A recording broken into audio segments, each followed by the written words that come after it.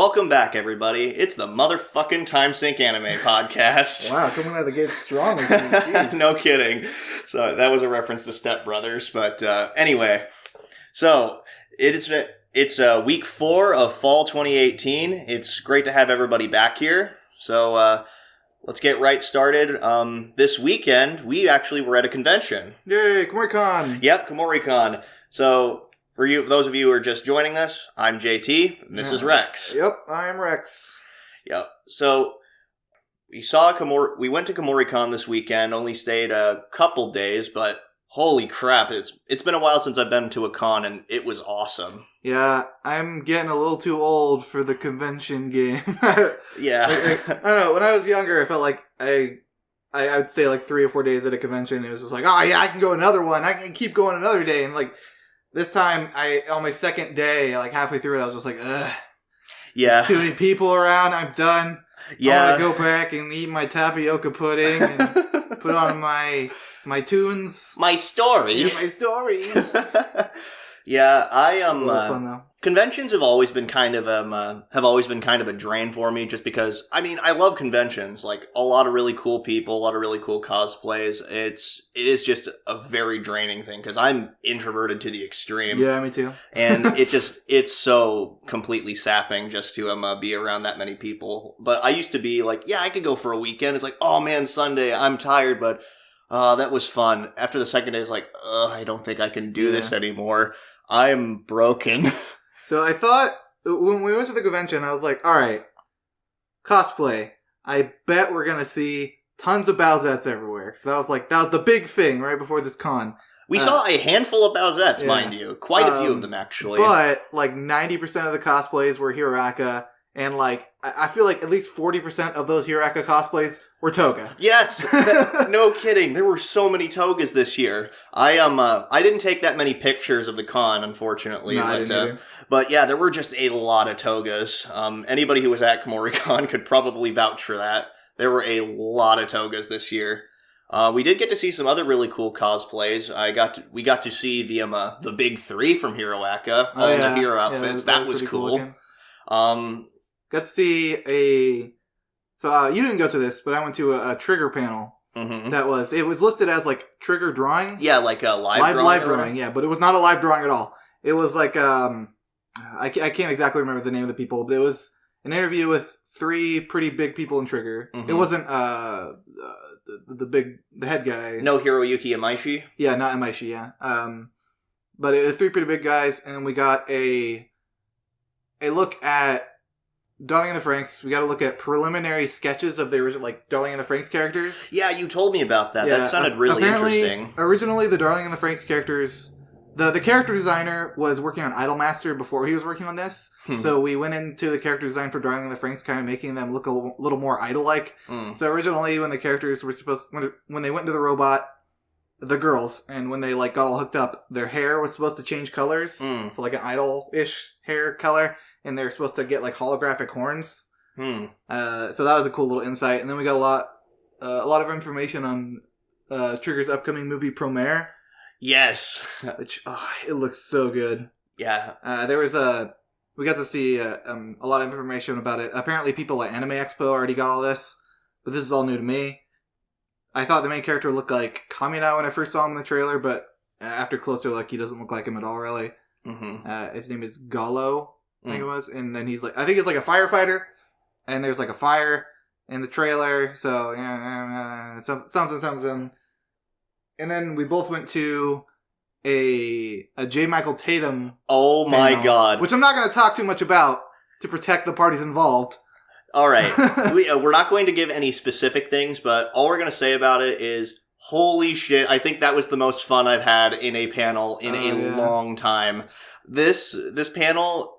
Apparently, this is just a thing he does. He likes to have 18 and older panels, and likes to have 18 and older panels, and it's just, he said from the get-go, no photography, no recording, nothing. Just come here and have a fucking experience. It was basically a comedy show where you got the crowd involved and asked them questions, or people got to ask him questions. And all the questions were very 18 and older questions. Yeah, And one of the best things from that panel, though, was the fact that one of the staff actually went in to take pictures, but then Tatum said, "It's like no photography here." Yeah. And he's like, well, my boss sent me on assignment here. It's like, well, bring your boss here. Yeah. Long story short, Tatum's a fucking hilarious dude. Yeah, would go to any of his comedy shows. Yeah. Oh my god, it was so great. Also super gay. Yes. Nothing wrong with that. I knew he was gay, but like he's like that. Like, oh, well, he's gay. Like he's obviously gay. Like, yeah. He's very, very gay and very, very happy. Yeah. I love him. Yeah, he was a delight. That's all I can say. He's just such a delightful person. Mm-hmm. And we actually got to see him again at the Hero Academia panel. Him and a few other people from Hero Aca, like Justin Briner, Monica Rial, not Erica Mender. David Wald? Yeah, David Wald. And then Cliff Chapin, aka Bakugo. Chapin. And then I apologize for the last girl. I can't remember her name. Jade Saxton. Jade Saxton? Okay, yeah. Thank you. The girl who plays Big Hands. Yeah, whose name actually does escape. I remember the voice actor, but not the person she played. But yeah, that was a lot of fun. Yeah, it was a lot of fun, and Cliff Chapin actually got to belt out one of on request from one of the people in the audience. He belted out one of his favorite Bakugo lines, just like screamed it. And I'm listening to this, I'm not going to lose to you. Yeah, and I heard that, I was like, whoa. Yeah, it gave me shivers. Just, whoa. It was so cool, though. And I managed to get autographs from Erica Mendez. I had a Ryuko Scissor Blade and my Kill la Kill poster, and I had her sign both of those. It was super cool. Was she cool about it? Yeah, she was really cool about it. I mean, I haven't really seen much of the Kill la Kill dub, but Ryuko is one of my favorite characters, and I like Erica Mendez as a voice actor. But so I just was like, hey, I like your work. Ryuko's one of my favorit characters, and yeah, she was super cool about it. She wrote "Don't Lose Your Way" on the scissor blade. It was cool. But yeah, you also got an autograph, didn't you? Or you were in line for one? No, I got in line for. I was trying to get in line for Erica Mendez one, and I ended up getting in a line for.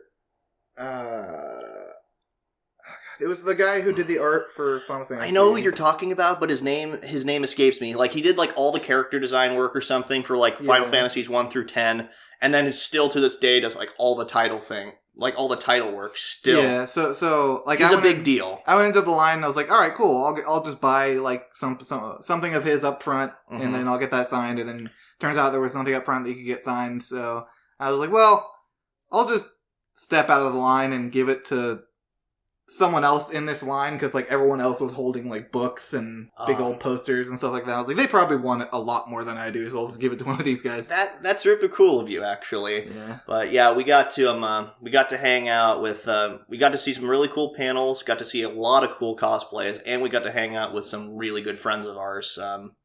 Yeah, it was a blast. Yeah, it was a lot of fun. But anyway, enough about con gushing. Let's talk about some of the stuff we've been watching on the side outside of weekly shows. What have you been up to watching? I'm pretty sure I brought it up last week. Uzumade, right? Yeah, I've just been watching Uzumade and more Space Brothers, because that's been a grind. More Sumo. Sumo's good. Mm-hmm. More action. Ruby. Oh, Ruby started, finally. Yes. All right. For the people who don't think Ruby's anime, fuck you. Fight me. Fight me, Ruby's anime. But that aside, this first episode, I really liked it. I thought it was a solid start to a solid season. Without talking too in depth about it, Adam's still a prick. Yeah. Adam is still a prick. Might get around to doing like a season review of Ruby or something. Yeah. At the end. But yeah, we're not really going to talk about it in depth for our normal episode podcast. Yep. How about you? What have you been watching? I have continued watching Assassination Classroom. I'm about 18 episodes in, so that puts me towards the end of the first season. And how long is it? There's 22 episodes in the first season, and I think 24 or 26 in the second. All right. I mean, I want to say like just stick to 12, but I guess it's if you don't have enough material to go that far. Like, there's no point in just stretching it out. Yeah, I don't know. Like, maybe they were only licensed for 22 at the starter, and I'm pretty sure it actually follows the manga pretty faithfully. As someone who hasn't read the manga or any manga really for the past several years, as far as I can tell, it's a pretty faithful adaptation. Even if it isn't a faithful adaptation, I had a blast watching it. Mm-hmm. Anything else? As far as what? No, not really. Just Assassination Classroom. Yeah. Hey, we didn't have a lot of time to watch stuff really with all the con prep and stuff. Yeah, a lot of con prep. But anyway, with all that out of the way, let's get right into the first show that we watched this week, or the first show we're going to be talking about this week, Certain Magical Index 3. Yeah, so this arc is, from what I gather online, it is affectionately called the Battle Royale arc. Mm-hmm. And, oh my god, all the team names.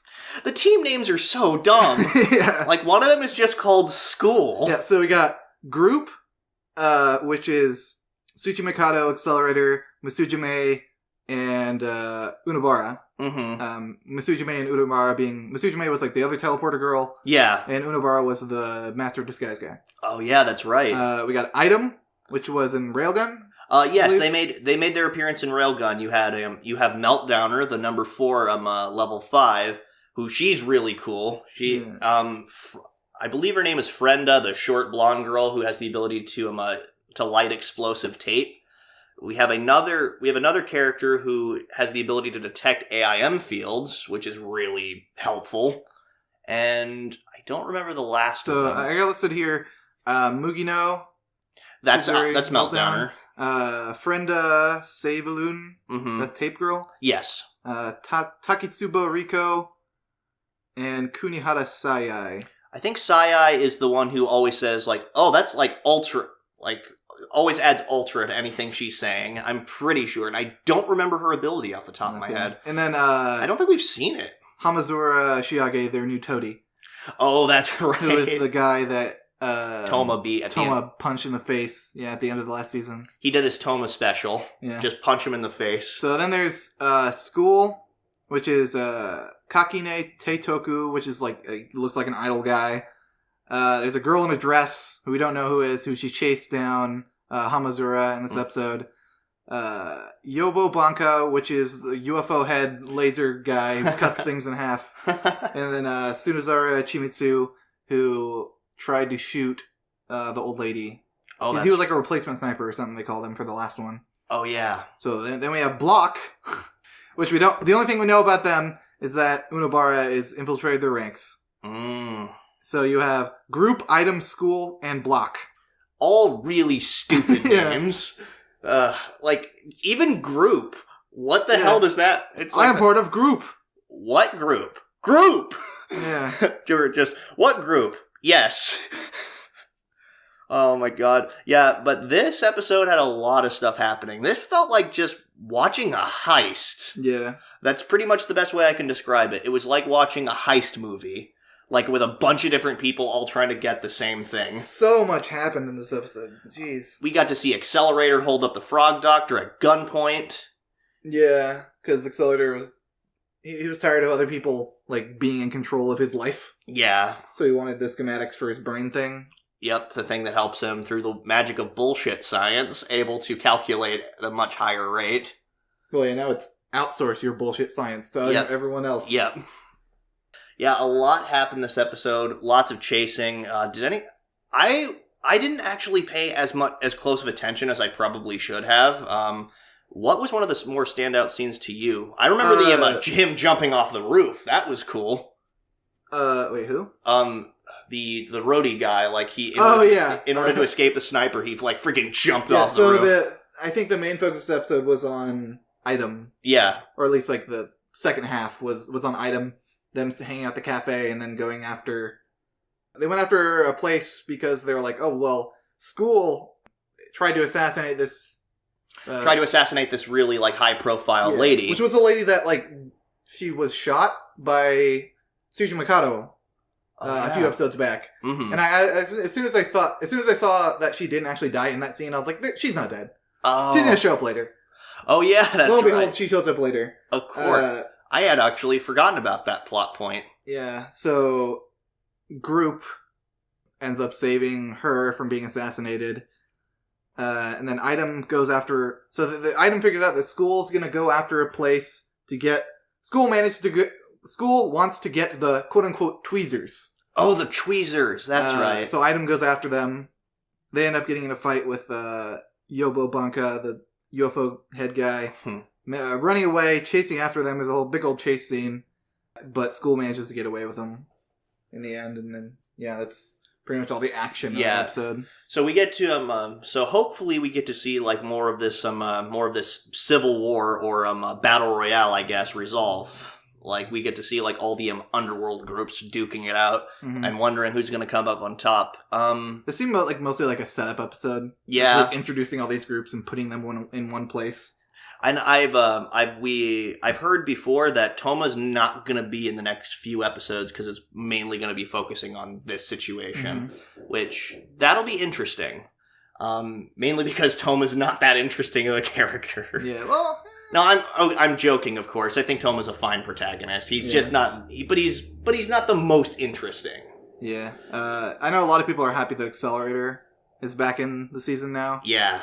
Because, like, we saw him for a little bit in the... Was it Italy? Yeah, in... no, that was France. France. Avignon. Yeah, we saw him a little bit in there. But this is where he's actually properly being brought back in. Yeah, we are... this is back in Academy City. Yeah. Okay. And you got all the groups trying to do stuff, which I'm not entirely sure what that's all about yet. Yeah, we don't know what the tweezers are. Hopefully we'll find out what the tweezers are. I think So School is using them to try and hack into a satellite. Like a satellite laser, and that's when the episode ended. Oh, I wonder. Or the episode ended with Accelerator carjacking a guy.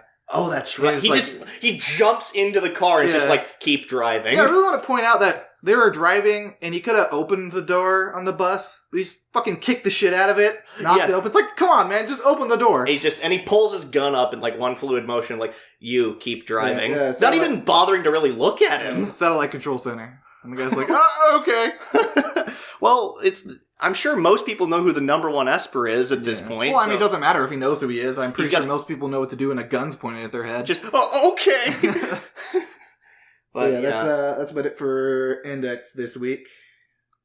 All right, so probably one of my favorite episodes of something recently. Take us away. Next up is Banana Fish. This episode was freaking awesome. I loved this episode. There is, I think it had just the right blend of a bunch of different things. It had a lot of action, had a lot of comedy. The stakes were being set up to make a really big deal. It's been so good. Yeah. So I think some of the coolest, this was basically Ash's prison break. Yeah. Ash's prison break out and then back in and then back out again. Yeah. The whole time, Golzine's replacement was trying to say, okay, we can't let him out. And he kept underestimating the whole time. He's like, oh, he's just a child. He's just a child. He won't be able to escape or come up with a plan like this. He's got to have people directing him. And just so many parties got involved. Like you have the hospital staff. You have the fact that Ash is trying to break out, and then you have Max and eBay in there trying to break in to save Ash. Yeah, trying to save him while he's working to try and get out, and then it's just like crossed wires to the ultimate.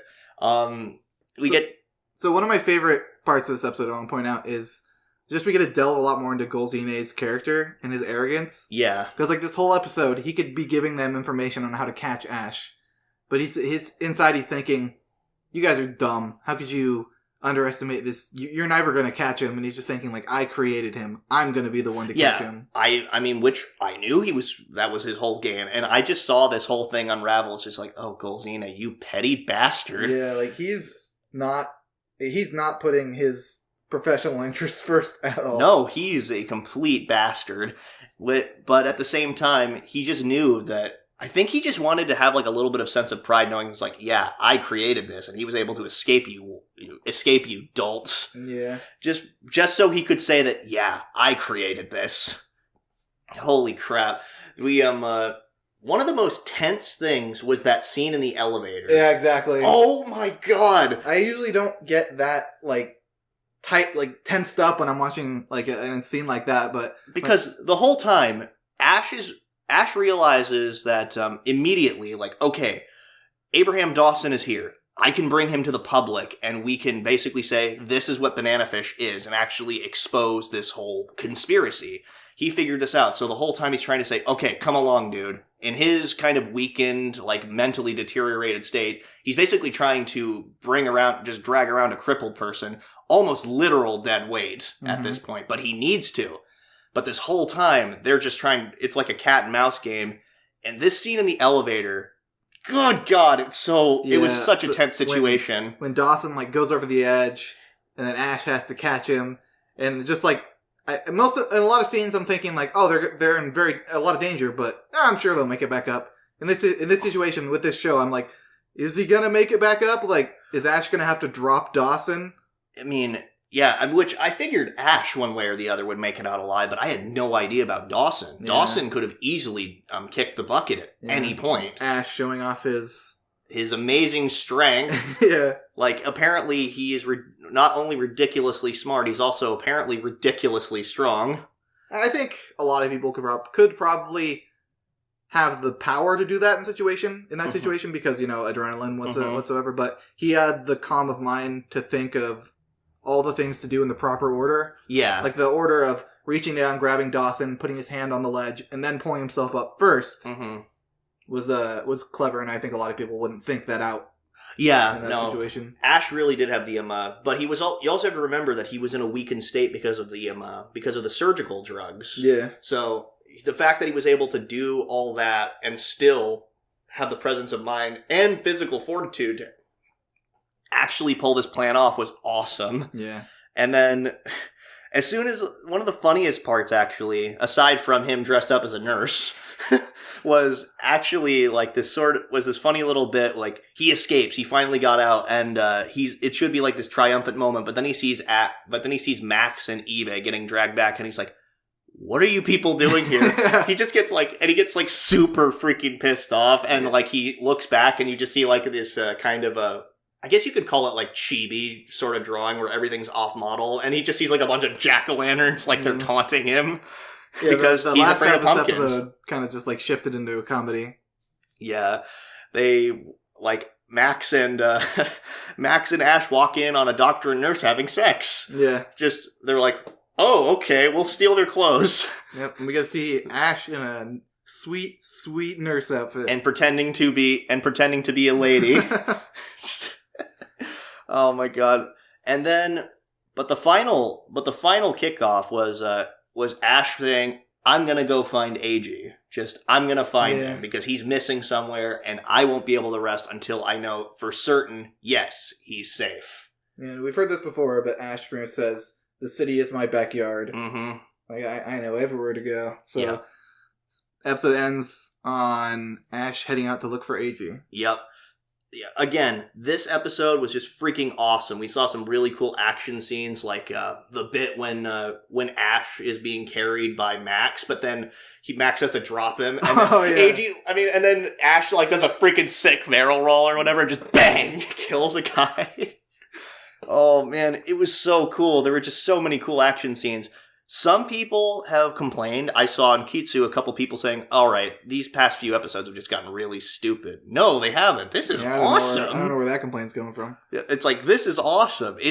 For me, it's just campy enough. It's campy, it's ridiculous, but it's still freaking cool. Yeah. And I've been waiting for stuff like this to happen for a while. I guess you could say that death has a little bit less of an impact than it did before. Because think about back to the beginning of the series when Skip got shot, everything was like so immediate, and it was so immediate, but it had so much weight to it. Here, you just see Ash killing people left and right, and I guess you could say that that's probably just a representation of how he feels about death at this point, because he's killed so many people. Yeah. So, I don't know. I'm really hoping that he does find AG. I'm hoping that AG's with Sing right now. Sing right now, yeah. So he's safe, but I guess Ash doesn't know that. So we're probably going to see a little bit of confrontation between Sing and Ash. Yep.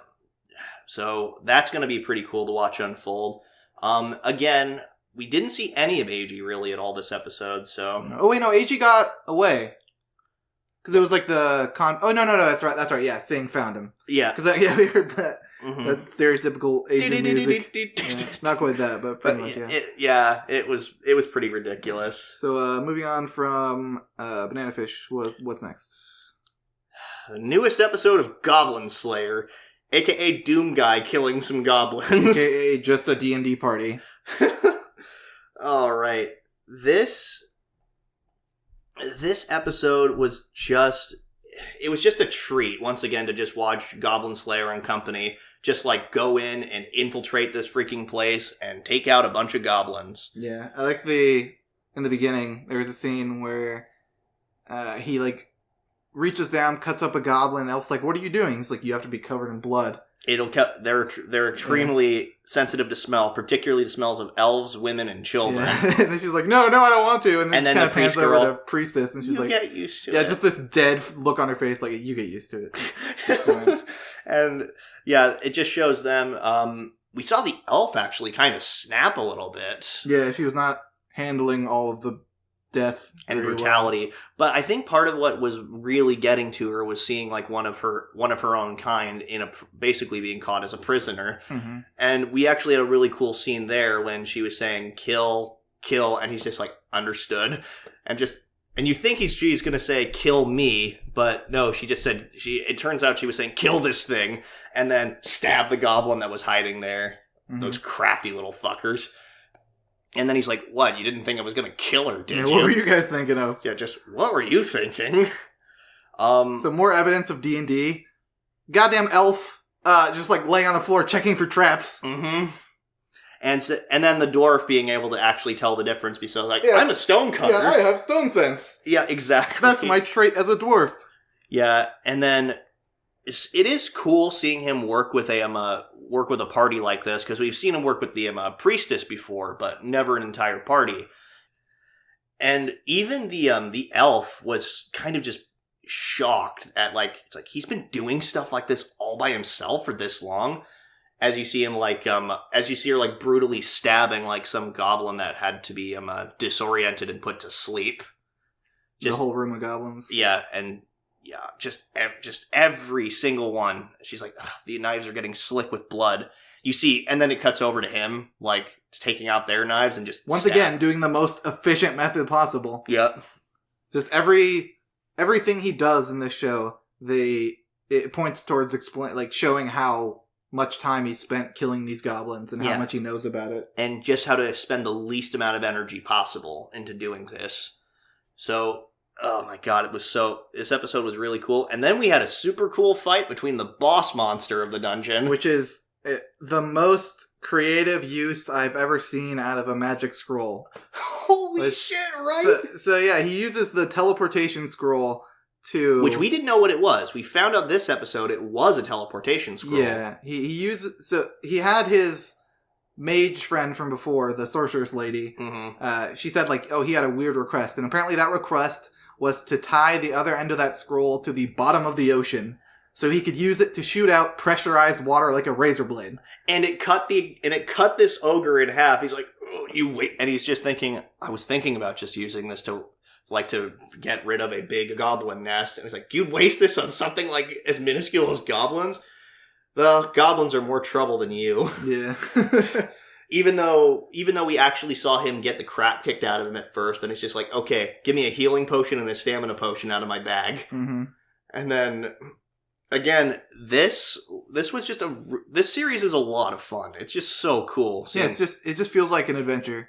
Yeah, it feels and not like it's an adventure. No, this is like a D&D adventure. Yeah, a D&D adventure run by a really fucked up DM. Speaking of adventure, near the end of the episode, Elf was like, this is not an adventure. This is not how adventures go. Adventures are supposed to be fun. Mm-hmm. And she kind of decides that she wants to take Goblin Slayer on a real adventure after this. Yeah, that was a line that stuck out to me too. So she's probably been on adventures before and they have never been anything like it. Was she 2,000 years old or something? Yeah, something How do you live for 2,000 years and not deal with all this kind of death and stuff? She probably spent a good portion of her life in the forest. Still, that's a lot of years. Mm-hmm.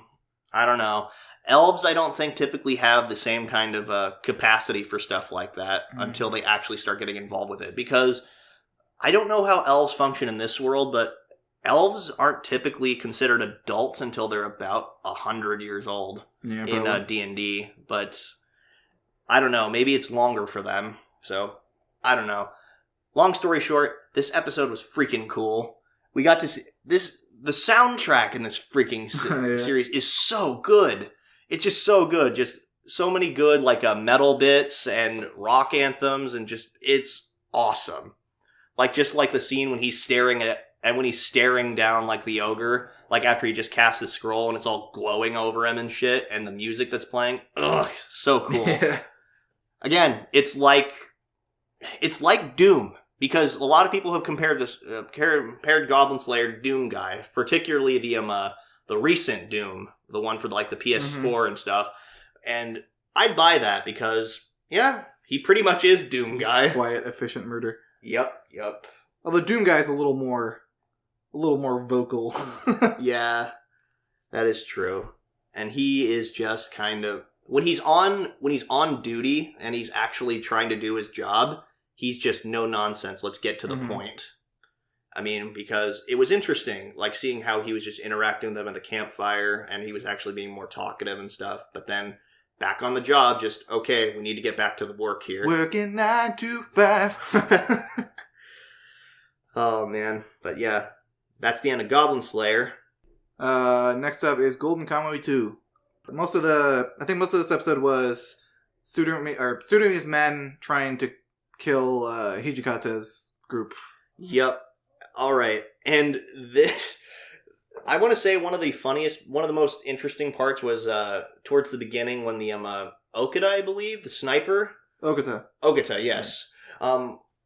Like it was shooting at them, and it's like, stay away from the awning.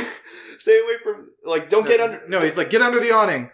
Be safe. And then Hijikata starts blasting away at the door with his Winchester, and they're like, don't be in the awning. And the guy runs out and he's like, don't leave the awning. Because it was just like the biggest situation of rock in a hard place ever. Like, oh god, this is horrible. Like, I love how Hijikata fires his Winchester. How he like fires it and then flips it around and reloads it with one hand and fires it again. It's like, oh god, it's so badass. Yeah, Hijikata, it's so like John Wayne. Yeah, Hijikata or Clint Eastwood. I'd go with Clint Eastwood. But Hijikata is a badass old man. Makes sense for somebody who was a samurai and is just trying to get the gold so that he can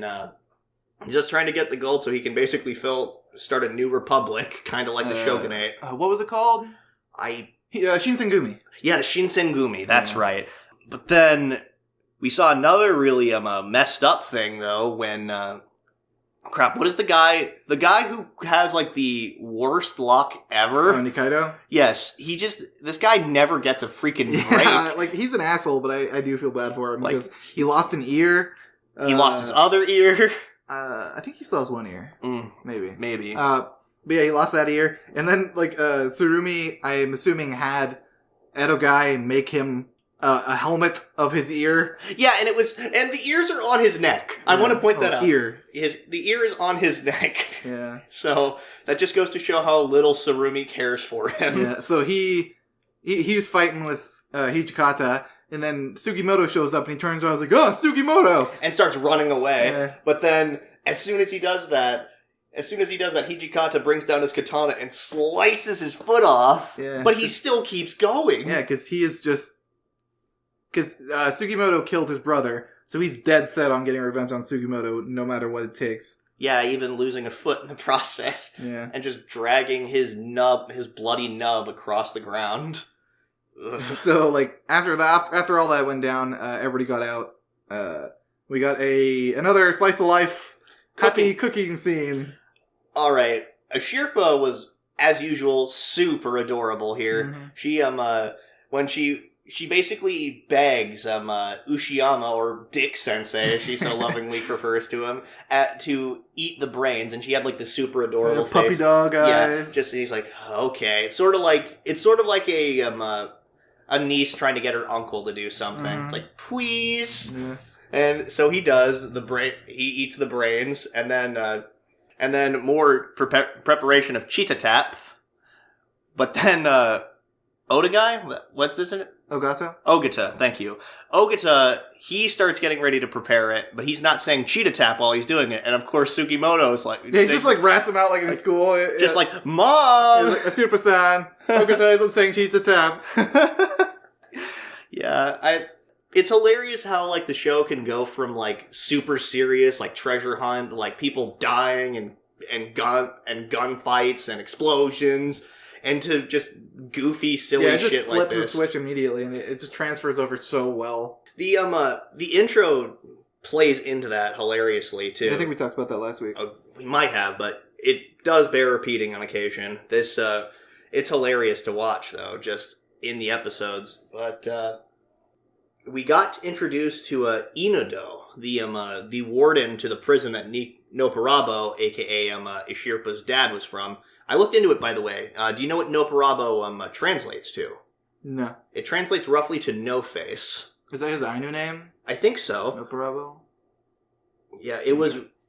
We got introduced to him. He's basically talking about the how he views his prisoners and stuff like that. How he's just a complete asshole. Mm-hmm. But Hijikata and Nakagura's kind of interactions. The other old guy. They were talking about their old war history. Yeah, that was probably one of my favorite scenes. Because they got some cool symbolism. How it showed after they started talking for a while. They shifted back into like young men. Yeah. It was so cool, and they were just talking about it, and it was such a cool like little exchange between two old guys reminiscing about their glory days, but basically saying we're not giving up on those just yet. It was really awesome. And the episode ends with Shiraishi basically flipping his way into another trap. Yeah, after having a terrible, brutal dream of Sugimoto. As soon as we saw that, I was like, that's a dream. Yeah, just like, there's no way. So yeah, Sugimoto's like stabbing him like repeatedly, like, you betrayed me, how could you? Yeah. Hijikata decides that the fastest way to figure out where the skins are is to get into the Abashiri prison and talk to Nopperabo directly. So they're like, well, Shiraishi, you're a master of escaping. Let's go. You're going to sneak in for us. So Shiraishi tries to escape. Mm-hmm. And then, he gets caught immediately by everyone outside. Yeah. And that's where the episode cuts off. I think, I wonder if Sugimoto is ever going to figure out that Shiraishi has been funneling information. I don't think he's going to be as murderous as Shiraishi expects him to be. Yeah. He'll probably be a little mad, but, not anything crazy. I don't know. I think Sugimoto might understand, because Sugimoto doesn't really seem that interested in the gold, so long as he can basically give most of it to Ashirpa and then take just enough of it so that he can support his basically fulfill his dead friend's last wish. Yeah. I think he just wants just enough, which that was a really good way to establish a motive. Yeah. Because it was just his dying war friend's wish, and that kind of like pushed... It's a good background motive for Sugimoto to just keep going throughout this whole series. Yeah, he just wants to fulfill a dead comrade's last wish. It is a really cool thing. And again, he doesn't want that much of it. He just wants enough to make that wish happen. Exactly. So it's super cool. But I hope we figure out... but this episode hasn't done much to really drive the plot forward all that much. We got introduced to some more characters and some pretty cool setup, but that's really about it. I think. It's setting up for the prison infiltration, probably. Yeah. Alright, so next up, IRODUKU. All I have to say is, holy crap, Kohaku is adorable. Yeah. She is adorable! I've been waiting for this character to show up for a long time, and she did not disappoint. She was just so cool. And for starters, she took everything in stride, like ridiculously well. She sees Hitomi on the pier and just calmly walks up to her and says like, "You're my granddaughter, right?" And just accepts it. And then gives her a hug, like the same kind of hug that her grandma would give in the future. Yeah, I imagine when you're studying magic so much, you probably have a lot more open-mindedness about crazy things. I mean, still, it would be kind of awkward, I'd think, like, for a good amount of people anyway. It's like, oh, you're my granddaughter from the future. This will take a little time to get used to. Yeah. But no, she's just, like, immediately accepts it, immediately hugs her, and basically says, yeah, I'm going to work hard to make sure that you're happy. So, as adorable as she is, it takes Kohaku maybe like 3 or 4 hours getting back to school to fuck everything up again. To have to write a letter of apology because because we got to see a cool scene of her displaying her magic, which was, I'm going to basically make this picture appear in the room. Yeah, she made it real. Yeah, pretty much. She pretty much made it an illusion, like a tangible illusion. Where they were in front of her school in England. But, well, I guess it wasn't entirely her fault. It was also kind of Hitomi's fault. Well, because as it's established, and that was actually an interesting way of bringing it in, because we hear a train coming in, and just like, wait, what's that sound? It's just all of a sudden this black kind of shroudy train just coming in. Because I'm assuming it was because Hitomi had like a hand on it. Mm-hmm. Like the picture was kind of leaning out of the album a little bit, and her fingertips were kind of touching onto the picture. So Hitomi somehow accidentally brought the train into the illusion, which caused the entire classroom to be covered in soot. Yeah, and then one of the teachers is like, "Hey, I'm coming in." Yeah, and then immediately has to write an apology. Why I think that Hitomi accidentally did it just by touching it, because she also accidentally ended up walking across the water in the last episode. Mm-hmm. So I think she has a lot of like built-in potential for magic. Yeah, but she doesn't like it to study it, so she has no control over it. Exactly. I think, and even Kohaku said something to that effect of, it's like, yeah, you have a lot of, you have a hidden ability, I think, that you yourself aren't even aware of. Let's try and figure that out together. Which, that's going to be really cool watching how this relationship kind of bond, like how the two of them bond and stuff, because, again, I imagine seeing your young version of your parents or your grandparents would be a really bizarre, surreal situation, but also kind of fascinating. Yeah, because like when she's asking, like, who am I going to end up with in the future? Wait, no, I don't want to know. And she's like, Hitomi, can you stop calling me grandma? Yeah, that was actually even the title of the episode, Stop Calling Me Granny. Yeah. But that would be uncomfortable. And then Kohaku joins the club that Hitomi is a part of. It is now the Magic Photography Arts Club. It's like, why is magic in front of everything? Then the rest of the episode is just dedicated to the arts club trying to prepare their theme for the Culture Festival, which, oh my god, once again, everything in the show is just pretty. It is so pretty. Yeah. They actually, there was a scene on the rooftop where the two of them were just kind of like standing next to each other, like you saw the two groups of people, like, and then you just see like the stars in the sky, like right behind them, just kind of splitting them. It's just so gorgeous. Yeah, I can't praise the PA work staff enough. Yeah, it's everything is just so pretty. But we get to see a little bit of hijinks as well. Like one of the girls is saying, "I don't want to go up on the roof. Yeah, the roof's scary." Kohaku making her spooky, scary magic ghost. Oh man! And then we got to see Kohaku was convincing Hitomi that, have you told him yet? Like, have you told him that you're from the future? Nah. And then they accidentally let it slip. Oh yeah, that's right. They let it slip, just like you're my granddaughter. And then everybody, of course, is watching. It's like, wait, granddaughter? And then they're from. And so once again, after she tells them, and then everyone else is just really cool about it. They immediately accept it as fact, and they like reassure her like, this isn't going to change anything between us, and we're not going to tell anybody. So it's just kind of like a nice moment between everybody of acceptance, and Hitomi is like really happy about it because, I mean, she didn't have very many friends in her future. I don't think she wasn't really getting bullied or anything, but she didn't really have anybody to talk to. And this is like a moment where she actually can get some people to talk to for once, so it's really sweet to watch. Yeah, and then the episode, they have a nice little bit when they were trying to figure out what to call the two of them, because there's two Sukinori, I believe their last name is, or Tsukishiro. Yeah, Tsukishiro, I think. There's two Tsukishiros, so we have to figure out how we're going to distinguish them. And so it's like, we could start calling them by their first names. And then Aoi refers to Kohaku as Kohaku, but then refers to Hitomi as Tsukishiro. Because he's embarrassed. Yeah. And he likes her. Yeah.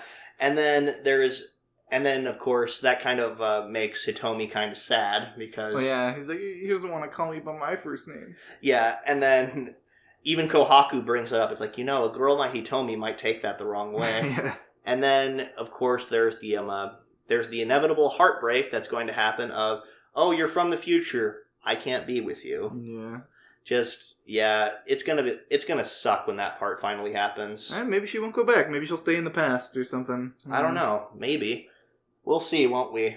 But, yeah, this show... Or we won't. It might just end without telling us. I hope not. That would really suck. Don't pull a Charlotte on us, PA Works. Yeah, Jesus. Ugh, God. But, alright. Enough about IRODUKU. Yeah, so next up we have JoJo's Bizarre Adventure, Golden Wind. Gotta see the name of Popo's stand, which is Black Sabbath. I think you mean Shadow Sabbath. No, I'm just gonna call it by the actual name, because we can all hear it. Yeah. Well, I guess technically we didn't hear it. It just showed on the title. Yeah, that was something they never officially said the name of the stand, but yeah, when they showed the stand statistics, I guess, it showed, it said Shadow Sabbath. It's like, oh, it's Black Sabbath. Yeah. It's like, who are you fooling? So the episode started off with Giorno's thinking, well, I can't just die, so obviously I have to defend myself. So he ends up fighting off Black Sabbath with Gold Experience. And then they play a peekaboo game for a bit. Yeah. He takes a step into the shadow and backs up and things "Rah!" and pops up and then just walks away. Yeah, it's like a boo, pretty much. Yeah. But instead it was it was light. Mm-hmm. And we got a confirmation that the stand received an exact order of attack anyone who sees the lighter being relit. Yup. And yeah, it was just a super stressful situation, because then Koichi showed up, and then he wasn't aware that there was a stand, but then, oh crap, the stand's attacking me because I saw it's like, wait, you saw the lighter getting relit? You have 2 paths available to you! And then, again, the most interesting part about Golden Wind so far is that Giorno's stand is not strong.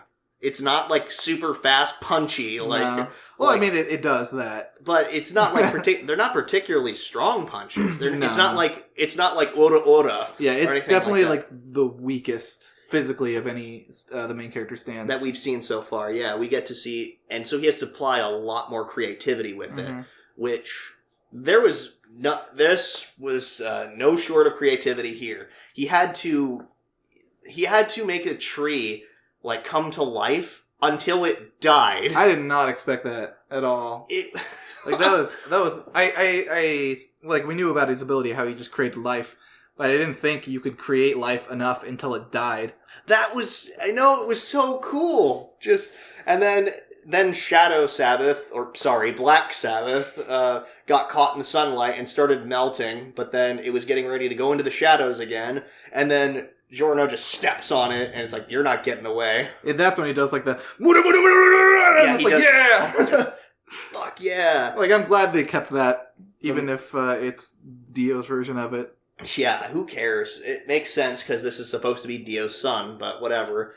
And then there was another cool thing in a very similar vein when Koichi was right next to the railing, and he had to turn the railing into vines or flowers, so to reveal the sunlight. Poof! Again, which as long as there's a shadow, Black Sabbath can get away. Apparently. Yep. So they had to the tree part. They had to pin him down where there was no shadows around, and then he just fizzled away. Yeah. And then one cool thing about Black Sabbath, I brought this up while we were watching it. I like his design. I think it's the stand designs are usually pretty cool. Usually, but I like how this one reminded me a lot of Frollo from The Hunchback of Notre Dame, the movie, the Disney version. I thought it was super cool, how he looked like that. He looked like a judge, which makes sense given what his role is in the story. He's supposed to be judge whether you're worthy to join Passione or not, which I thought that was just super cool. Now, the coolest part of this episode was what happened at the end. Oh yeah, when Giorno turns, he sneaks in and turns Polpo's banana into a gun. Oh. No, he turns the gun into a banana. Oh, yeah, the other one. Yeah, he turns the gun into a banana, and so, like, Giorno, because the whole time Polpo's looking down on him, he's like, oh yes, young, impressionable, stupid guys like him are so easy to manipulate. And then, of course, he gets ready to eat a banana out of the fridge, and then he peels it, and then he hears a gun cock. I'm like, yeah. I heard that, I was like, no way. It's like, and then he's like, he continues getting ready to eat it, and then it turns into a gun at the last second. As soon as he bites on it, it turns into a gun, yeah. And then he has his hand on the trigger, and then of course, let's go, bang! And it does show the blood splatter on the ceiling, so I'm pretty sure he's dead. Yeah. It gives us a really cool insight to Giorno's sense of justice. Yeah. Because he saw Polpo indiscriminately, like, even if he didn't tell a stand exactly to kill specifically that old man. Yeah. But through Polpo's actions, he indiscriminately killed an innocent old man. Yeah, And Giorno deemed someone like that as not worthy to live. Like, yeah. They're just going to kill more people. Yeah, and he just deemed him as being too dangerous, which I think it's really cool. Like, he's definitely more, I guess he's a little bit more morally ambiguous, or... Yeah, chaotic good. Yeah. Sure. Whereas Josuke was good at heart, but was also a little bit mischievous. Like, he went along with Shigechi's, like, money scheme, and but Josuke was, like, greedy and stuff, but, Josuke was a kid. Yeah. He was just a teenager. I mean, so is Giorno. Giorno's a teenager, but he's definitely more... Hell, all of them have been teenagers. Well, Giorno had a much more dark childhood. Like, Josuke's childhood was pretty good for the most part. Yeah. He just lived with his mom. Yeah. And his mom and grandpa, who cared a lot for him. And Giorno grew up on the streets, and, like, was beaten by his dad, and then he experienced all the, like, unfairness and crappy parts of the city. So yeah, he is definitely more of a chaotic good type, and it's really cool seeing, like, him triumph, even if it's just like, oh, dude, that was so cold. Yeah. So Polpo deserved it. Fine. Yeah, he definitely deserved it. So the episode ends with Giorno officially being a member of Passione, and Polpo shooting himself in the head. Mm-hmm. And we, next episode, are going to see the rest of the Joe Bros, like, who are going, like, the rest of the members of Passione that he's going to be working with. We got briefly shown all the people that we've been seeing in the opening. Yep, and we're going to see them, we're going to see more of them in the next episodes. So, what's up next? Alright, next up is Karakuri Circus. Okay, so... We'd already established that we were going to keep watching this, but episode 3 really cemented, like, okay, we're definitely going to keep watching this. Yeah, it was nice to see more character to Narumi and Shirogane, because, like, in the beginning it showed, or Shirogane asked Narumi, like, why are you doing this? Why are you helping Masaru? Mm-hmm. And then you see a kid kind of fall on the ground, and his mom picks him up, and he's, like, crying, and then Narumi's like, you wouldn't believe me if I told you. Mm-hmm. Because I'm pretty sure that's alluding to Narumi wants to help Masaru because he can't help. He doesn't like seeing a child sad. Yeah. And that's probably why he was in the circus. Yeah. Aside from his whole condition thing. I mean, he wants to make people laugh, even if he himself acknowledges he's not really that funny. Yeah, and on the flip side of that, when Shirogane fell into a trap in the mansion, Narumi jumps down and saves her. And he's like, no, I'm having an attack. You need to laugh. And he's like, Shirogane, you're going to be my girl. Mm-hmm. And Shirogane says, like, I can't laugh at that. Like, that's... You're such a nice person that you would help me and sacrifice yourself that I can't laugh at that raw emotion, which helps, like, it fixes his attack. It's like, my heart skipped a beat. Yeah. Like... So that was kind of sweet seeing that Shirogane... Yeah, it was mostly because Narumi said, like, you're not a puppet. Like, anyone who smiles like that when they're hanging around with someone can't be a puppet. Mm-hmm. And that really moves Shirogane. It's kind of like a nice little scene. Yeah. She's got more emotions than just fawning over Masaru. We've seen a little bit more of why Shirogane is the way she is as well, because she was fighting another puppeteer who said, it's like, I've been doing this since I was little. And she's like, oh yeah, I can top that. I was a born puppeteer. Because it turns out, ever since she was ridiculously young, she was trained in probably one of the harshest of circumstances. Mm-hmm. Like, these nuns, stereotypical. They look like nuns anyways. Yeah, stereotypical nuns were, she was she was trying to make a puppet move, and then they slap her hands with it. It's basically a Catholic church, like, yeah, just wrong. Just slap your hands with a ruler. But yeah, that's pretty much what they did. I think it was just wooden spoons, but whatever, same thing. And they were saying, no, it's like, no, you need to do it like this instead. Your movements are too rigid, blah blah. Yeah. And then we learned that Harlequin is the best puppet. More. Yeah, in case that wasn't obvious, Harlequin is the best puppet. So far, anyways. We got to see an off-screen but really brutal death. Like, oh yeah, the guy's turns out the mansion is a puppet. It's basically like JoJo, where it's like, enemy stand. Yeah, enemy mansion. Just crap. It's like my strings are caught in the gears. Crap! I can't get my gloves off. Yeah, Narumi's like, we gotta save him, and then Shirogane like very logically points out like he's just gonna go kill Masaru. There's no point in saving him. Mm-hmm. Which I kind of agree with. And then. But still, it was, one part is just like, geez, that must have been hard to watch. But it also reminds me of that scene from Austin Powers, the first one, where the guard is trying to tell them to stop while they're driving the steamroller, and he just gets crushed by the steamroller because he doesn't move out of the way. I mean, that's just what it reminds me of a little bit. Just their gloves should really have... Like, their gloves, their puppeteering gloves should really have, like, some kind of safety mechanism to... You'd think they would. It's like, I can't take them off. They're locked onto my skin like some kind of glue or something. Just, crap, I can't get my gloves. I mean, someone really should have thought of it. I mean, I'm sure you could say that he was probably panicking and wasn't thinking, because it's like, oh crap, it's like the strings are caught. Shit! That sounds like it should be a thing that they should be taught. It should be. But still... We got to see, I think the most impressive bit of character development we saw this episode, though, was from Masaru himself. Mm-hmm, yeah. I mean, I was worried about him. I was thinking, okay, he's just going to probably... be a whiny bitch the whole series. Yeah, I was thinking he was just going to be basically an item for Narumi and Shirogane to protect the whole time. But no, holy crap, he actually showed some really cool initiative here. He runs away from the creepy old man. Which we find out is his uncle. He said he was his uncle. Yeah, we don't necessarily know, but well, he was living at the Saga mansion, and probably what was like his dad's younger brother. He also could have just been trying to get Masaru into a false sense of security because he's trying to get him to be his son. Yeah, because we learned that the kidnapping team's goal is probably to like legally get Masaru on their side. So they can legally get the fortune. And then the murder squad is probably just trying to kill him and directly take the money. Yeah, themselves. Exactly. And then we find out a little bit about Masaru's we find out a little bit more about Masaru's crappy family. Specifically his dad being even more of an asshole than I thought. Mm-hmm. Because his dad just wasn't a good guy who just died. He was apparently a pretty shitty person who knew it's like, oh yes, Masaru is just going to be bait for these two factions to basically duke it out and try and kill each other for... I don't remember the exact reason why. Yeah, he just said he's going to be the bait for their self-destruction. That's like what the note said. It seems like he hates his family or the Karakuri puppets or whatever because the Saga Saga have been developing puppets for a long time and going back as far as I want to say like a Edo period. Or something. I'm not sure. But, yeah, we got to see really cool character development when he just stands in the window. He's like, I'm not going to be that whiny baby I was before.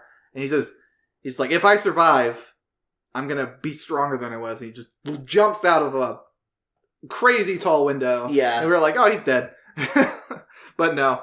He has the power of anime on the side. Yeah, he actually comes crashing through the trees, hits another guy in the head. Yeah, head-to-head impact, which should have killed both of them on impact. But who cares? And then you see Masaru stand up. He's all bloodied up, and he's holding his arm, and he's got this really super determined look in his eyes. And he tells the guy who was trying to kill him, it's like, work for me. Ashihana. Yeah, he tells Ashihana the murder squad to work for me. Yeah, he's like, I'll hire you if you switch to my side. Which I think that Ashihana is going to accept that easily because, one, he was very impressed with wow, this guy's got a crazy look on his face now. Yeah. And the other fact is, I'm pretty sure he's just in it for the money. Mm-hmm. So if he can get all the money to himself, mm-hmm. or at least a large portion of the money to himself instead of splitting it with his group, he's probably just going to accept it. Yeah, no kidding. So, and it also makes sense while they're showing him a lot, he's eventually just going to be part of the gang, probably. Mm-hmm. I think one of the other part that made me laugh was when he was getting ready to go out the window. Like, he just grabs a chair and throws the chair out the window. Fuck your window! That was so, like, he just didn't even, like, struggle to lift the chair up. He's just like, just fuck your window! After his uncle, I guess, beat the ever-loving crap out of him with his cane. Yeah, he just beating the shit out of him, like, be my nephew! Or be my son. I'll just beat you until you're my son. Yeah, like, that's a strategy that's definitely going to work. Yeah. Like, that's not going to come back and bite you at all. And then when he's standing on the edge of the window, it's like, just come and be my son, Masaru. I won't hit you so hard. All that stupid shit. But then, yeah, this series has actually really cemented for me. It's like, yeah, I'm glad we decided to watch this show. I'm super on board. I loved it. Yeah. I love it. No kidding. But enough with Karakuri. This, up next, a show we actually realized we could talk about. Yeah. Long story short, I'm fucking bad at math. So I thought we were cutting down to, we were trying to cut down to 12 episodes. We were talking about 12 episodes a week, just so we don't talk about too much stuff. Mm-hmm. We accidentally cut an extra episode, or an extra show, which was Run with the Wind. Yup. Yeah, so we're going to talk about it. Yay! Yay! I wanted to talk about this because while we were watching it this week, because we said we were going to keep watching this, and that time I got reincarnated as a slime, we said we were going to keep watching it, and I was taking notes with Run with the Wind, and I was like, oh wait, that's right, we're not really going to be talking about it, so I don't need to take notes. Okay. But still, we got to watch, we actually are finally going to be able to talk about this some more, which I'm super happy about. Mm-hmm. We finally learned why Kakuryu doesn't like to run with people. Because his coach was a fucking shitbag. Yeah, his coach was an asshole. Because basically what it boiled down to was he got special treatment just because he was talented. Mm-hmm. He didn't want special treatment. Yeah. But he got special treatment anyways, and all the rest of his teammates started to resent him. Yeah, they didn't get mad at the coach because the coach was an asshole. They got mad at the coach because he was giving... Or they got mad at Kakuryu because the coach was giving him special treatment. It's kind of similar to Private Pile and Full Metal Jacket. You know what I mean? I barely remember anything. Okay, so in Full Metal Jacket, Private Pile was a Marine who kept screwing up in boot camp, like because he was not cut out for it. Oh, is that the guy who like snapped? Yeah, that was the guy who snapped. But then the drill instructor immediately decides, you know what? Instead of anytime he fucks up, I'm not going to punish him. Yeah. I'm going to punish the rest of you. Yeah. So it's kind of like that, but in reverse. Yeah. Punishing everybody else, but then giving one person special treatment. And ultimately that turns everybody against him. And then we also learned he didn't lose his money to Mahjong, like they said before. He lost his money in pachinko. Because it showed a flashback of him sitting on the curb at school probably thinking, I don't have enough money for food. So he just lost all the rest of his money in a desperate pachinko gamble. Mm-hmm. Yeah. And then it shows like him, he's like watching himself do this pretty much. I think it's like a bad dream. Mm-hmm. And then like he goes to steal the sandwich and he's thinking like, stop. What are you doing? What are you doing? Like, how could you do this? Yeah. And then he takes it and starts running. And then we actually saw a really cool scene of like a really cool sequence of him literally running away from his problems. Yeah. Like, just running down the street, like everything's all like dark and monochrome. Yeah, if it was very reminiscent of like March Comes in Like a Lion. Oh yeah, the visualization they use where he's just running, but all the bad decisions he's made and all the shitty stuff that's happened to him in like the past few weeks, just kind of catching up with him and him just trying to get away from it all. Mm-hmm. Yeah, no kidding. This was super cool. And then of course like him trying to avoid like getting. Like, you see, like, the twins running right next to him, so it's like, hey, you're pretty quick. Like, and him obviously not wanting to get involved with them because of his baggage. But then also thinking, when Haiji is, like, riding up to him on his bike, that whole sequence is like, stop, don't ask me that. Don't ask me if I like running. And that's pretty heavy. Yeah. But then we get to see more of them practicing, more training. Some guys are taking it super seriously now. I don't remember his name, but the kid from the mountains, like he's like, okay, I bought some special running shoes. Apparently it makes things a lot better. Oh, yeah. I forgot his name too. Yeah. We'll get there eventually. There's just a handful of people. Yeah, I know a lot of them now, but mostly the main ones. Yeah. But then the other two, but then the twins, Kakeru and everyone else like are getting ready to run, and then Hina's at the meat spot timing us. So everybody give your best shot. A little cool part about the scene they didn't really focus on a lot is that Kakeru actually took off with, like, so before he always, like, took off before everyone else. Like, he actually started running at the same time as everyone else. Yeah. Which kind of shows a little bit more yeah. progress into him kind of getting used to working with people again. Yeah, I mean, even if he's hesitant about it. Mm-hmm. But then he makes it there, and then he meets up with his old running buddy, Sakaki, I believe his name was. Yeah. Yep. And Sakaki is just an asshole. I can't really... He's being an asshole. I wouldn't call him an asshole at heart. Yeah. Like, because in the beginning of the episode, it showed them when they were running together, they were kind of, like, friendly, and he seemed like kind of a cool guy. But he's really bitter about Kakeru leaving.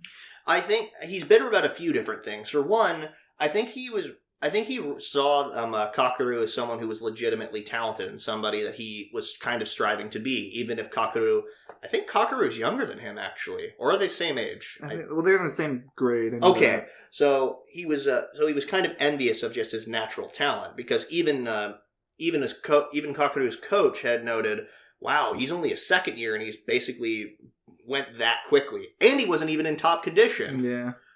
Which, maybe, like, he apparently has stomach problems, Kakeru does? He did during the flashback. Yeah, but anyway, so we get to see a little bit of that, and then I guess what really kind of makes it difficult for Sakaki is the fact that it's just somebody who is so talented just kind of throwing that away, and doubly true, the fact that he's running with people who are infinitely below him. Yeah, or what he sees as below berates. As soon as everyone else shows up, he just, like, lays into everyone, like, are you serious? You're going to run in the Hakone Ekiden? With these people? Yeah, there's no way any of these, like, lazy bums are going to make it. Yeah, none of this trash is going to be able to basically make it. And then Prince has one of the best freaking interjections I think I've seen in a while. Like, I watched this, I was like, whoa. Yeah, I actually went back and watched it again.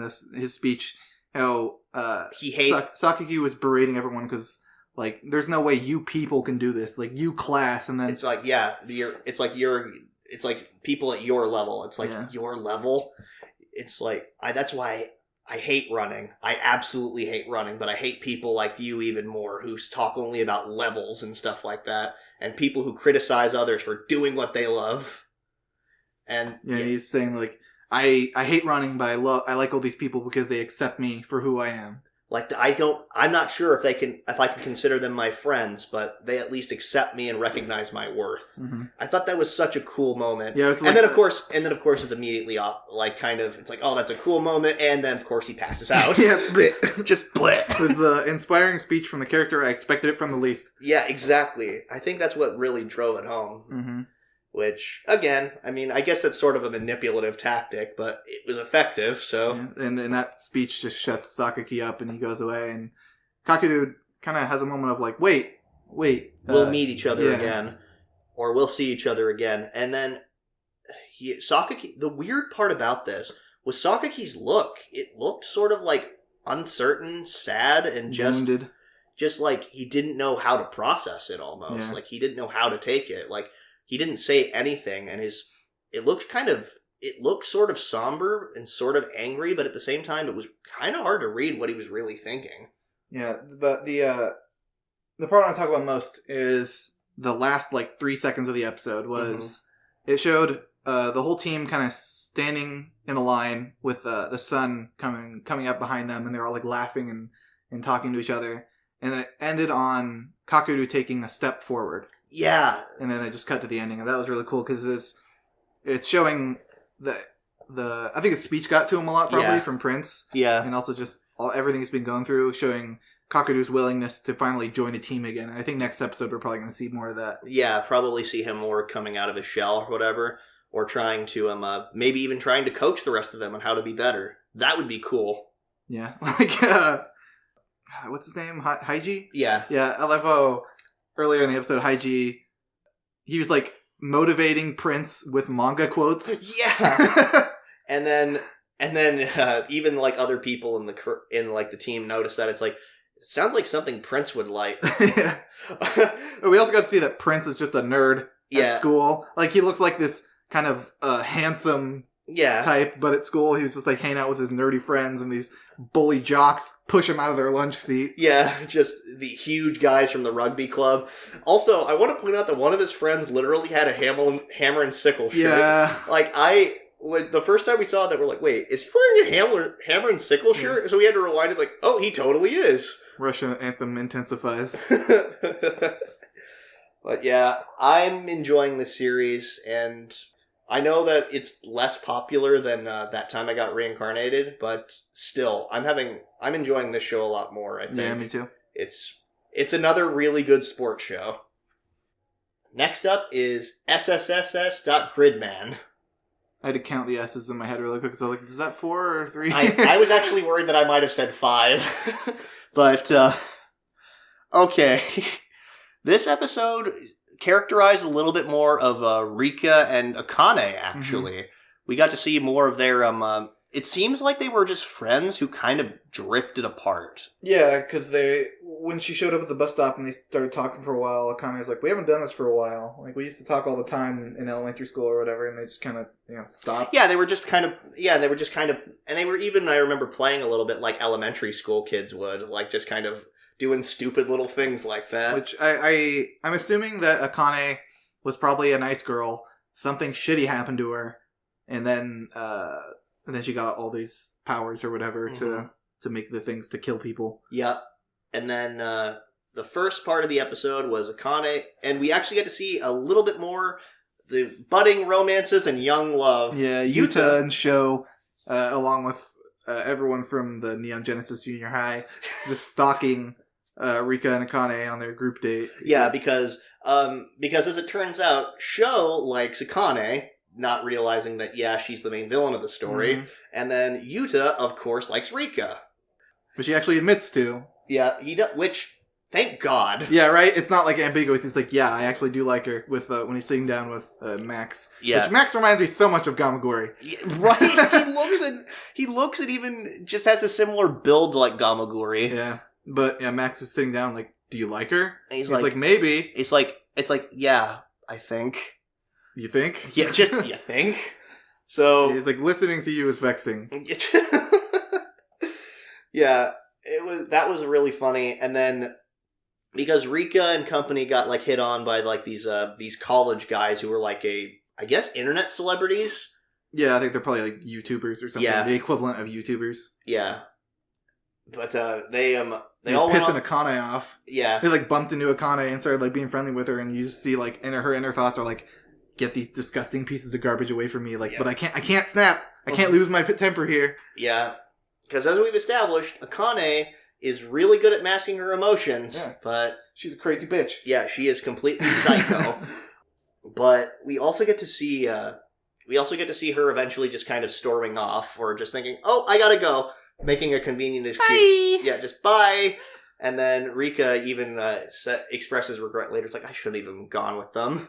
Like, she didn't even really want to. Her friends just dragged her along. As soon as Akane leaves, like, everyone except for Yuto is like, all right, we're going now. Bye. Yeah, and that's when we get the whole sitting at the water's edge. Just, it's like, so do you like her? It's like, maybe. Yeah, and then that goes over to the action part of the episode. Which, all right, I want to point out, like, the guys start disappearing like the night after. Like, because they get attacked by... Oh, yeah, the YouTube guys. Yeah. One of their hair just reminds me of a Tide Pod. Oh, yeah, the orange and blue. That's such a clashing color. Like, why? I guess they're trying to start a fashion trend or something. But it just reminded me of a Tide Pod. Nothing blends in like orange and blue. I don't know. That's too much of a clash. But or maybe it's a complementing color. I don't know. I'm not a fashionista. I'm pretty sure it isn't, because orange is a very warm color and blue is a very cool color, so no. Okay, apparently blue is orange's complementary color. What? Yeah, oh wait, opposite. Is opposite complementary?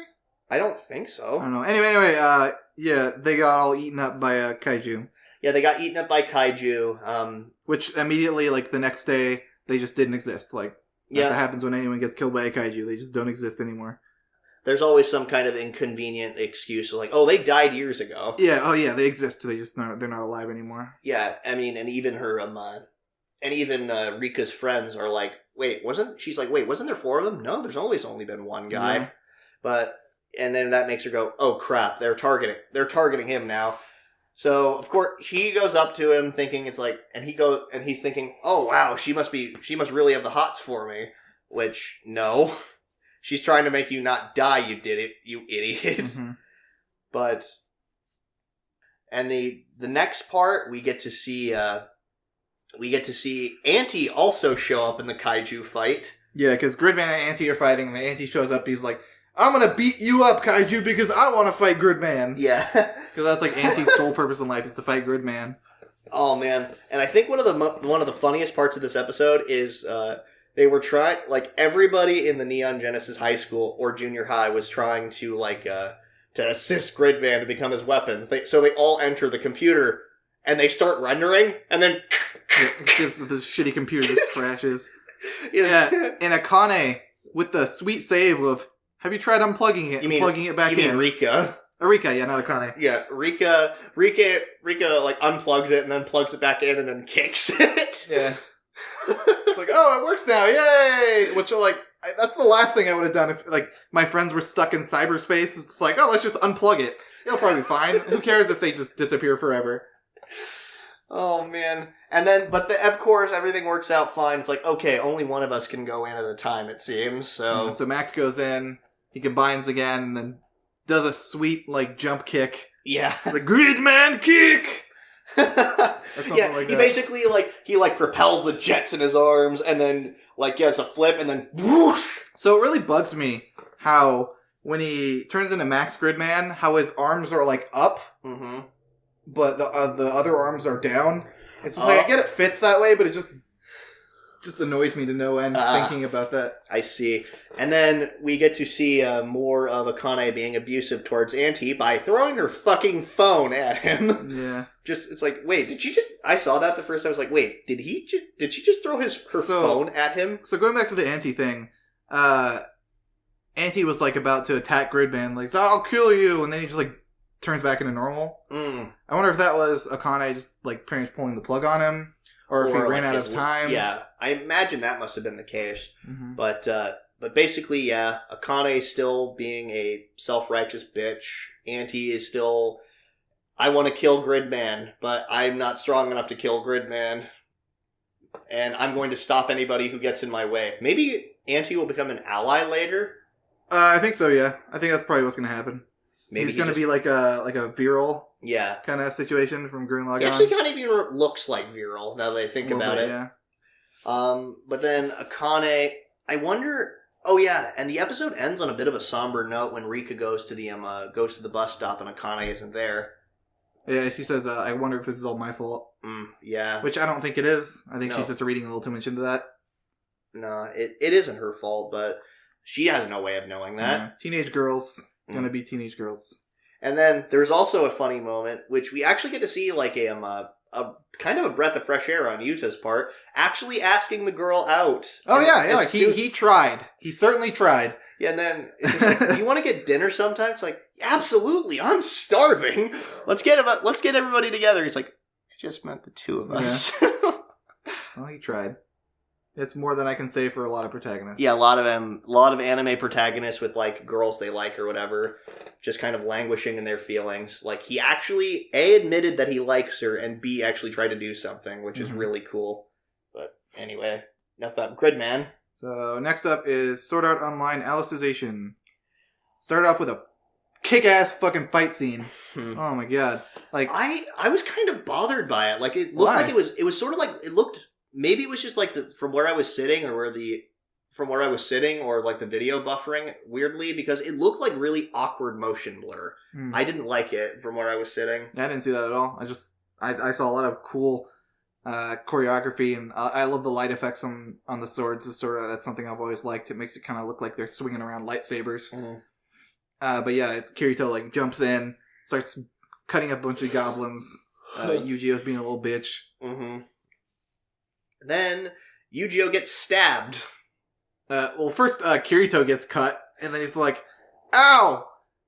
Being stabbed with a sword hurts. Yeah, this actually hurts.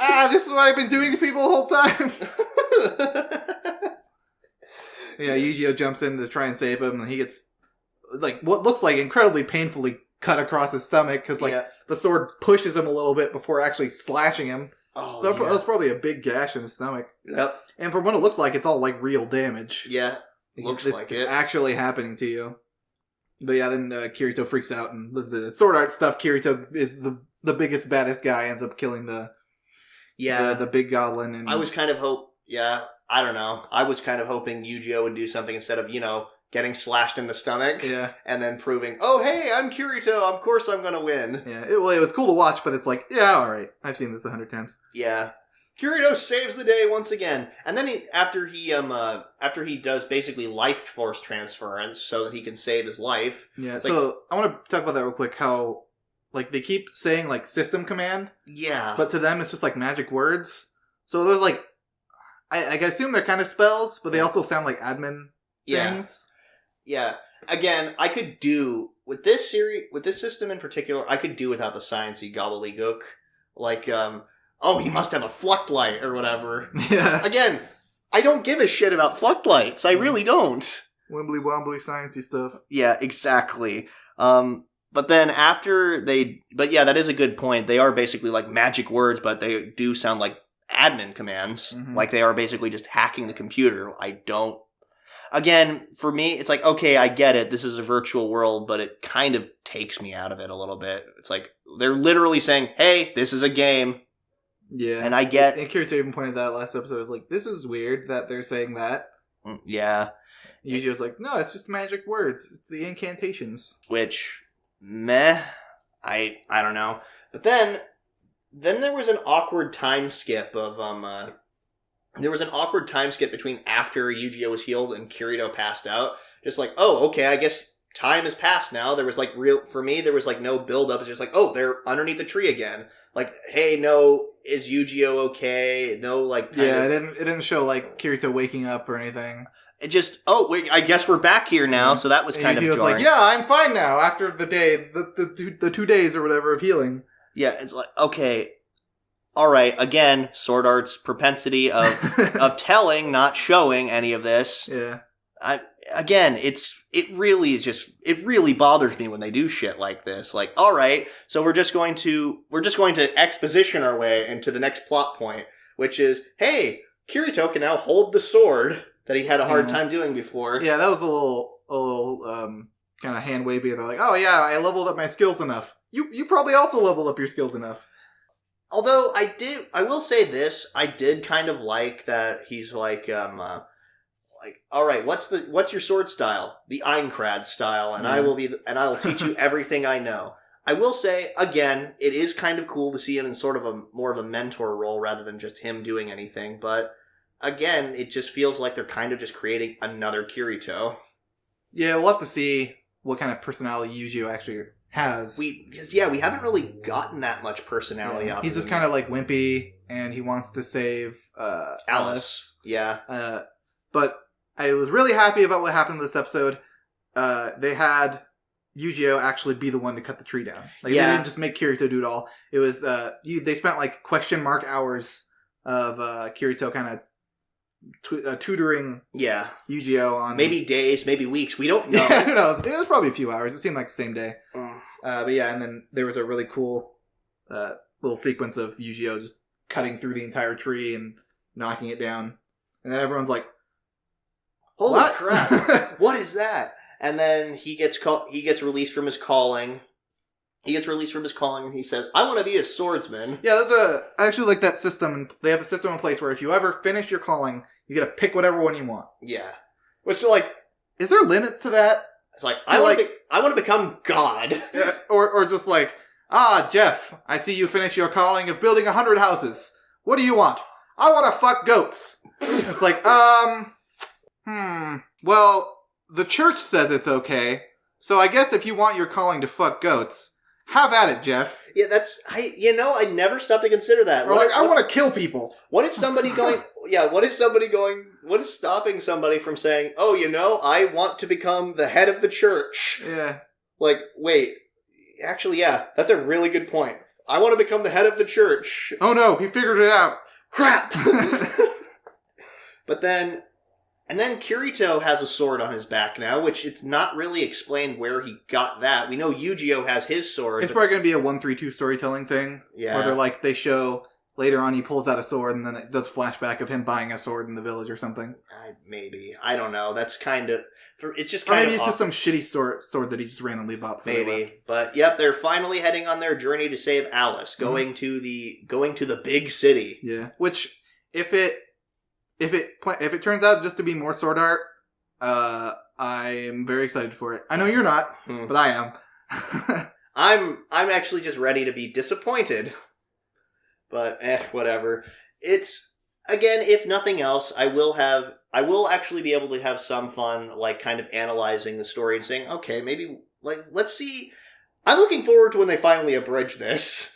I think the community is looking forward to this, and the community is probably split in half in the exact same way we are. Yeah. Where half of the community is looking forward to the trash pile is going to be, and half the community is looking forward to it just because it's sword art. Yeah, pretty much. Genuinely looking forward to it. Yep. So, yep, that's Sword Art Alicization. So, what's next? Alright. Next up, Thunderbolt Fantasy 2. Okay. Season 2. Yep. It's called Season 2. I want to point that out because nobody can make up their fucking mind on what they want to call the next season of anything. It's like Index 3, Thunderbolt Fantasy Season 2, Golden Kamuy 2. But the number 2, and Index was a Roman numeral 3. It's just like, why can't there be a standardized system for the next season? Yeah! I think we brought that up before, Yeah, but it really is just a constantly annoying problem. Yeah. So, Thunderbolt Fantasy Season 2, even though even in the title card it says Thunderbolt Fantasy 2, we figure out, in case it wasn't obvious at this point, that Shangbu Huan is just a bit of a badass. Yeah. Because we figure out all the crazy shit he had to do to cross the Wasteland of Souls. Like, oh, there were these demon cultists there. Oh, those guys, yeah, I killed them. Yeah, they were a little threatening. I thought I could kill the leader and get away, but no, I'd kill them all. Yeah. And, there was also some big ass dragon that was flying around. Oh yeah, I remember that. I had to cut off one of his wings to escape. Yeah, it's like, Jesus, man. It's like, yeah, no kidding. It's just, again, in case it wasn't obvious, he's just a little bit of a badass. And then what we also got to see next was a really cool scene of just watching the enigmatic Gale, like, trying to deduce what the poison just such a technically impressive scene. Yeah, just, again, technically impressive, and it was just cool to watch him work. Just, okay, so, just, like, putting different chemicals and stuff together and seeing, it's like, okay, that wasn't it, so we can't determine all this. And after all that, it's like, aha, it was from basically a snake, I think? It was the fangs of a ground-dwelling creature. So pretty much a snake. It could have been like a poisonous wolf or something. Maybe, but... Fantasy creatures. And then it's like, well, we have to find the antidote. It's not going to be easy to make, but we're going to have to go... I think the only place we're going to be able to do that is by going back to the Wasteland of Souls. Yeah, because they were like, well, we could find out the specific exact antidote for this poison, or we could just go kill a dragon, or get a dragon's horn, use that as a all-encompassing medicine. Yeah. And, well, once again, we saw that it happened before, like, he was able to handle it, but that was when he was at full strength. So I don't think Shang is going to be at a particularly good advantage here. Well, he's not even going. Oh, yeah. Oh, right. He's just waiting behind. Yeah, oh, that's right. Lin Juya and Leng Wuyao, the red-haired guy, are going out to get the dragon's horn by themselves. During the whole poison, basically CSI Ancient China, just trying to figure out the poison. They used actual fire. That was really cool. That like was a tiny little fire. That was so cool. Yeah, like it's impossible to talk about an episode of the show without talking about how technically impressive it is. Yeah, with some of the practical effects they use, like literally lighting something on fire. That was so cool. And we get to see even more of just how much the lawman, I don't remember his name, just how much Zhao Kuang-wan. Zhao Kuang-wan? Just how much of an a-hole he really is. Yeah. Just scumbag. He's such a scummy person. Yeah, he's like, well, he's talking to the Princess of Cruelty because he like lures her in with one of their commanders. Oh yeah, smoke signals. Mm-hmm. Oh, that's right. Yes. And he's like, all right, you want all the stuff from the scroll. I want the scroll out of my territory because when it's gone, I can be in a comfy position. Like that's what he wants. He just wants a cushy position where he doesn't have to do any work. Yeah. But the only thing standing in the way of that is Shangbu Huan. Yeah. Specifically the index, the Sorcerer's Sword Index. Yeah. Yeah, he just wants it out of his territory so he can be, quote unquote, looking for it. Mm-hmm. So yeah, he forms an alliance with her, and they pretty much agree that, like, well, just remember, after you get this index, I'm going to be coming after you again. Yeah. So it's kind of just like a honor among thieves kind of... Yeah, dishonor among thieves, I guess. Makes me wonder. It makes me wonder how he got to that position anyway. Like, what kind of tricks did he have to pull to get to his current position? Probably just being a shitbag and throwing people under the bus the whole way. Yeah, I mean, it's interesting to think that this character is sort of similar to the enigmatic Gale, but actually just being a douchebag. Yeah, he has no, like, end goal of...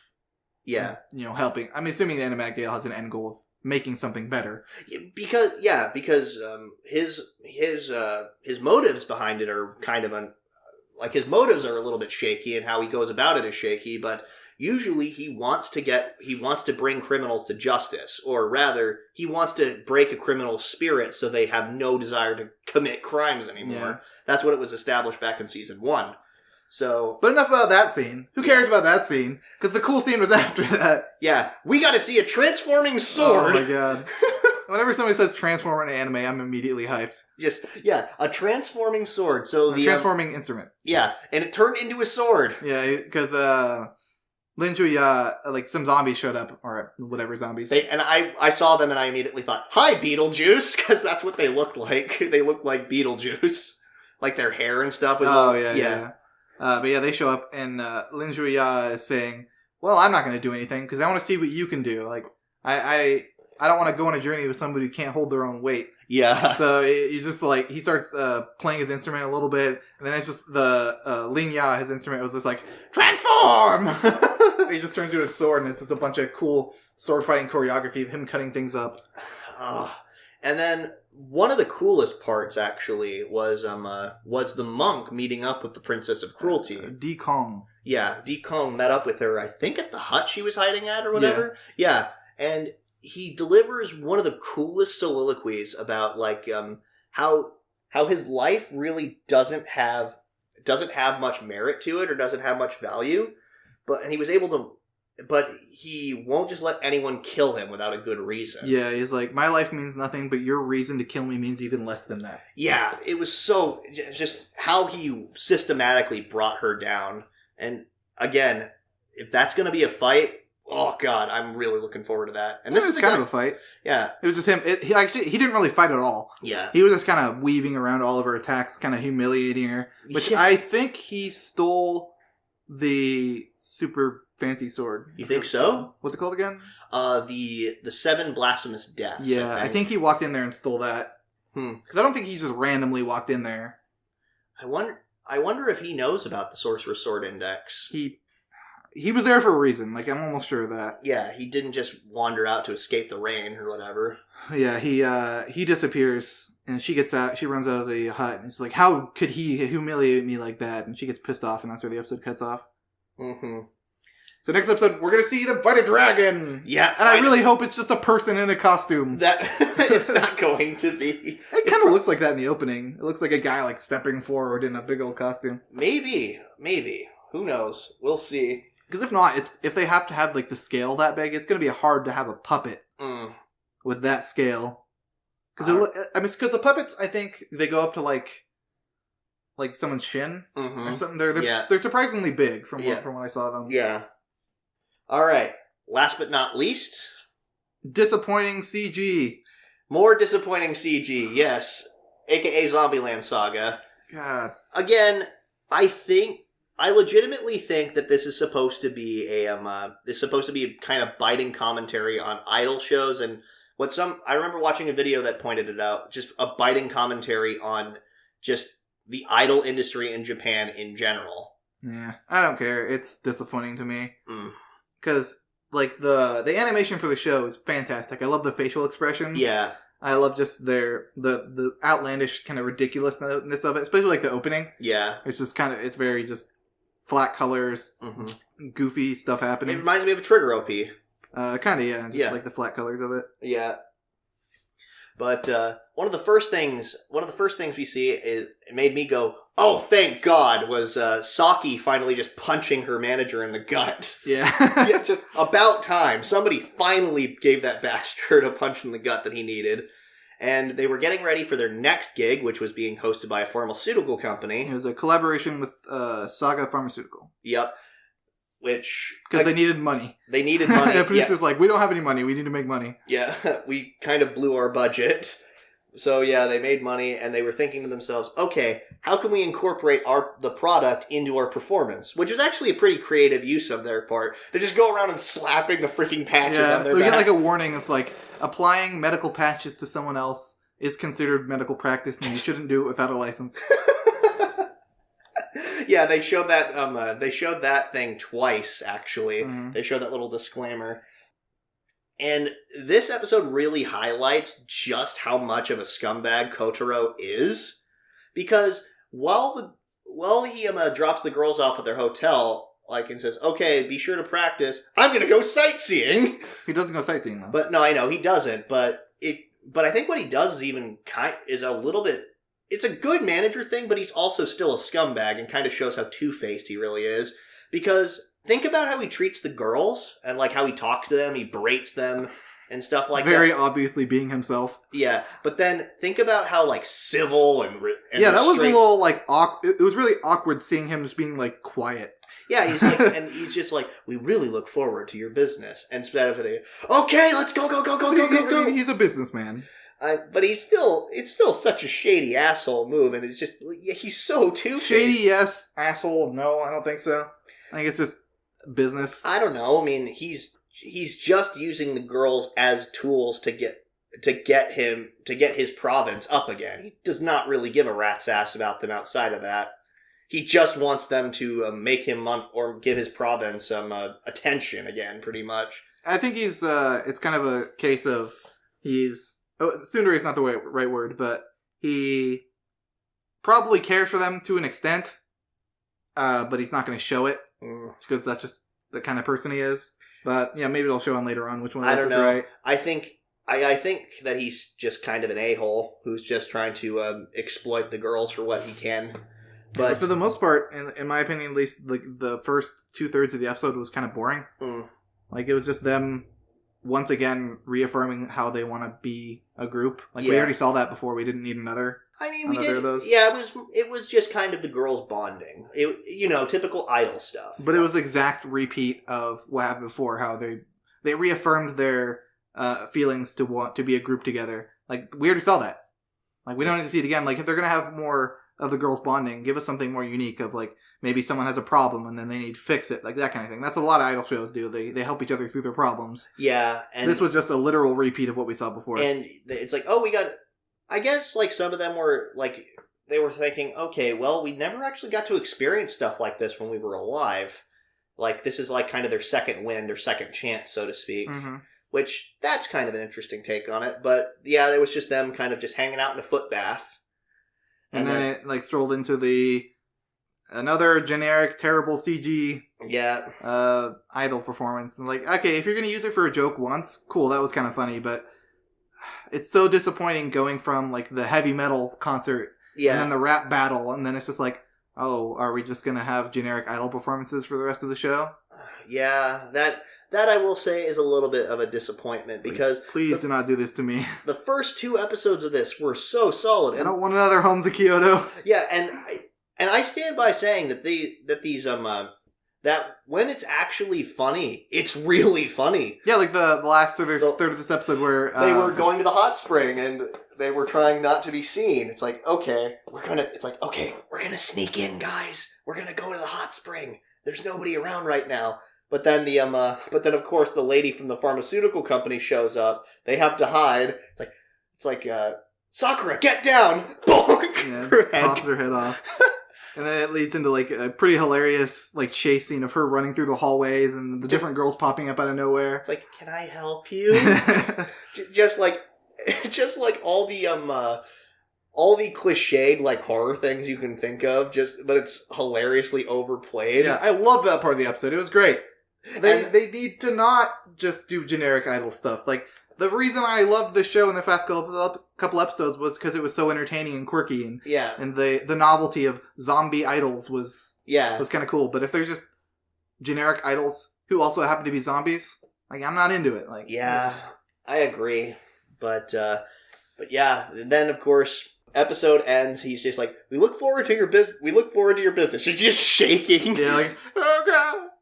And like she looks like she just saw a dead person. Yeah, because of the shock, she doesn't remember anything from yesterday. Yeah, the producer says, "If this happens again, I'm shaving your heads." And then he just like walks out the room, and they're like, "Yay, we did it! We're friends!" Blah blah blah blah blah. Yeah, shut up. Oh man, so. It seems like we're kind of torn on this, because I'm enjoying it so far. I am enjoying it, but I am slowly slipping into disappointment. Yeah. If we get another episode of just generic idol stuff, like, I'm obviously going to keep watching it, because we figured out what we're going to keep watching for the rest of the season. Yeah. But it's going to be my garbage show, probably. My Homes of Kyoto. Your home. Well, let's hope it doesn't get there. Let's hope it doesn't go into Homes of Kyoto territory. But, we'll only see as the season progresses. So, anyway, I think that's it. I think that's everything that we're going to be talking about. That's our 12 shows. Yes. 12 of them. Yes, officially 12. You can quote us on that. But anyway, we were having a lot of fun this season. We had a really good time with these past few episodes. We've actually are going to have a little bit more time to give more concrete notes, I think, now that we're not going to be, like, cramming all of them in. Yeah. Because this weekend, Kumoricon, all that stuff, we got some cool stories out of it, but... Yeah, it was a lot of... Not work, just a lot of time. Yeah, just a lot of time. So yeah, if you have any suggestions of things you think we should watch or things you think we should talk about, go ahead and leave a comment below. Yeah, leave a comment. If you like us and want to watch more of us, subscribe, follow us on Twitter, all that fun shit. Yeah, follow me on MySpace. Got a MySpace. It's does that exist anymore? MySpace? Yeah. No, I don't think so. I'm pretty sure MySpace got bought out a while ago. But yeah, that's gonna be it for week 4 of fall 2018. Until then, take care of yourselves, everybody. Bye. Bye.